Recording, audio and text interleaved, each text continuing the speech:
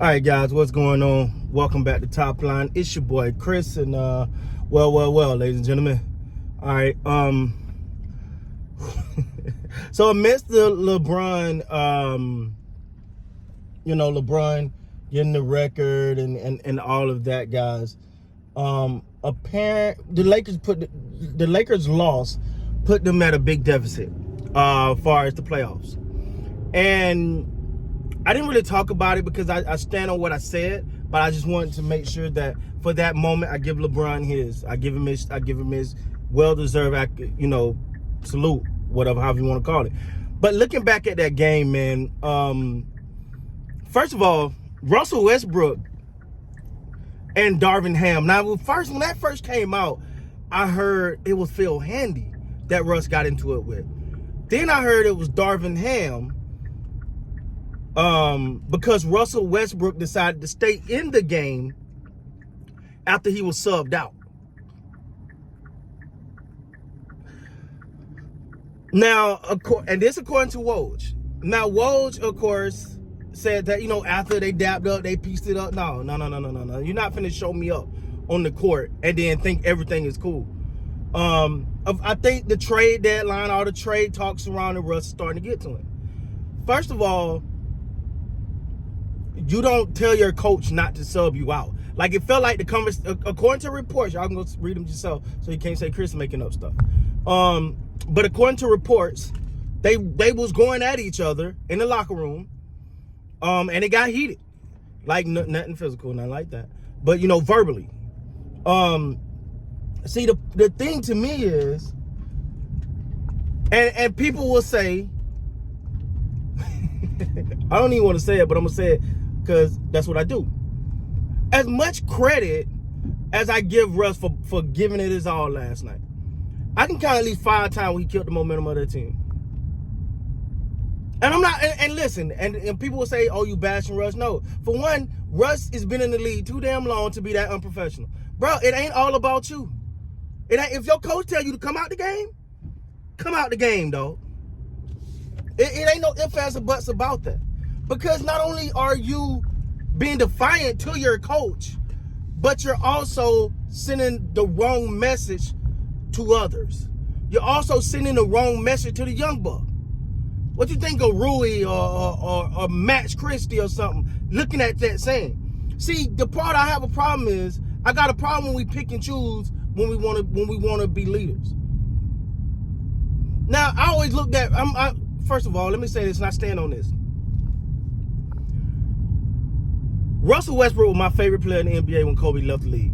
So so for the people that say, oh man, you just talking, you a hater. No, Russ was my favorite player in the NBA when Kobe left the league, because I always give people credit for giving 110. I've never looked at a game and said, Russ ain't he ain't try this game.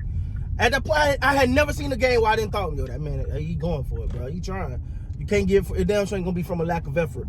His lack of success won't be from a lack of effort. I guarantee you that, right?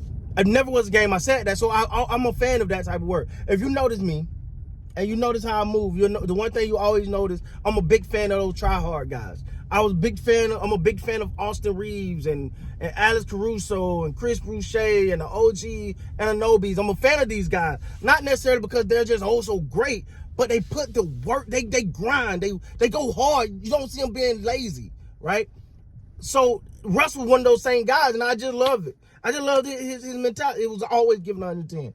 But in this situation, I felt like Russ was just, you're wrong. Like, I don't know no other way to say it. Your coach tell you to come out the game, you come out the game. I don't even like a lot of Darvin Ham substitution packages. I think you got to work on that, for real. You got to work on that. But at the same time, your coach is your coach. So apparently that happened. And then one other thing I want to talk about in this video, is the fact that Anthony Davis sat right there and said, I'm paraphrasing here, but we know how important each game is. We know how it's crucial, pretty much saying we got to go, we got to win, and then you show up and give a performance like that. Man, I don't even know. I knew he played because I seen him on the court, but and I wasn't the only one. The announcers were like, "Yo, Anthony Davis got to get involved in this game. What's going on?" To me, if you're saying stuff, back it up. I understand you want to, but LeBron got his. LeBron broke that record in the third quarter. So at that moment, and I get it, man. Give him his praise, blah, blah, blah. But you got to be able to lock back in. LeBron was going to get that record regardless. So you got to be able to like, all right, that's cool, bro, but we got to get this dub. We got to get this dub. We got to get this win. And Anthony Davis, to me, just looked like he didn't want to be on the court last night. Like, I don't know if he was like more of a fan in that moment than a player, but he looked like a fan. He looked like he was just there for the spectacle. Now, unless there's something going on with Anthony Davis that I didn't know, unless he caught the whibbies or something, I don't know. Maybe he got hit with a wop-wop. I don't know.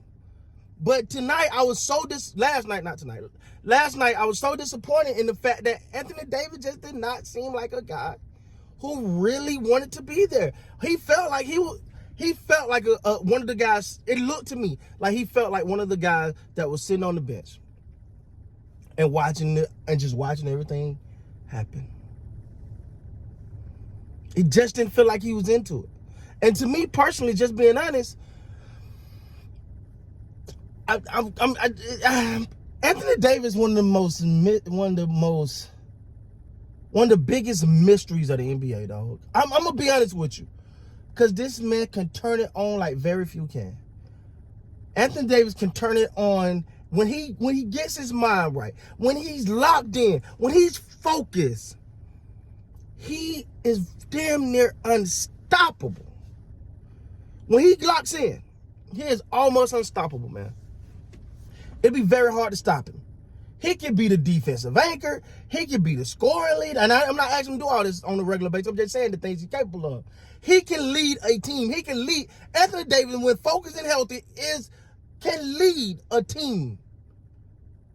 But he just seemed to just literally clock out at times. Last night was like, no, I'm just here. I'm clocking out. I'm just here. I don't get it, man. I never will understand that, bro. I never will. But anyway, I can't. I mean, again, I don't know.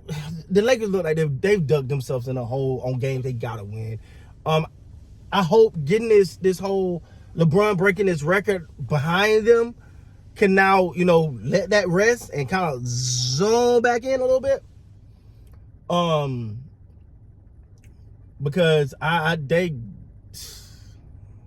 know how much wiggle room they got left, man. It's bad. Like, people are ready to go to throw the season away at this point. And some of these games, man, you look at and you're just like, yo, y'all don't want it. Y'all don't want it bad enough. So, we'll see. But anyway, that's the latest, man. With that being said, please like, comment, subscribe to the channel. Till next time, you guys be great, man.